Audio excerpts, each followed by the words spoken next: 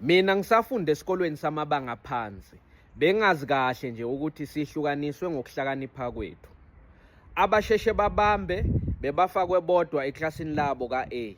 Nakhona ka-A abahlalanga bonke bahlukaniswe ngama-group. Abasheshe babambe kundlula abanye bababodwa kanjalo kanjalo. Nangale ka-B la kukhona abafundi abathathele ekudeni abasheshe babambe nabo bahlukanisiwe ngama-group.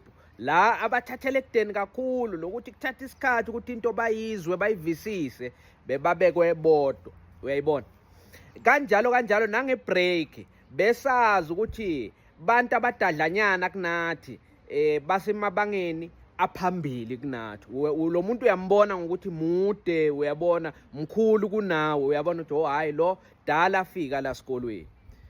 Into engiyibonile nge-social media ukuthi sixutshiwe, sihlanganisiwe.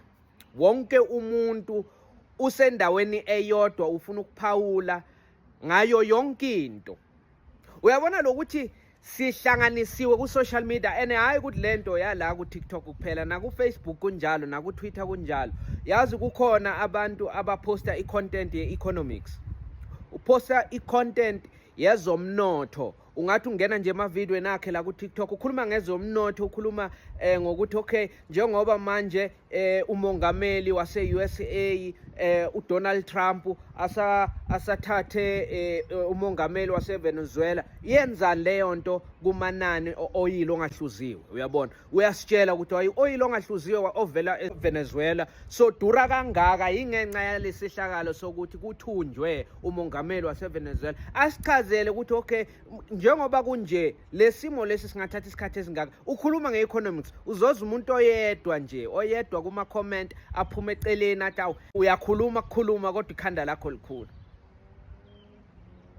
Omunye angavela athi hayi no yebhuti waba mnyama kangaka wena, awungitsheli wakuphi. Usho le kuma-comment lapho abanye abavisisayo ukuthi bakuliphi iclass bayam-engage lo muntu, bayamzwisisa, bayamvisisa, nabo bayangeza okunye okuncedayo kule conversation. Uyabona, uyasho ukuthi oh hey, the perspective oza nayo mina bengingakayicabangi.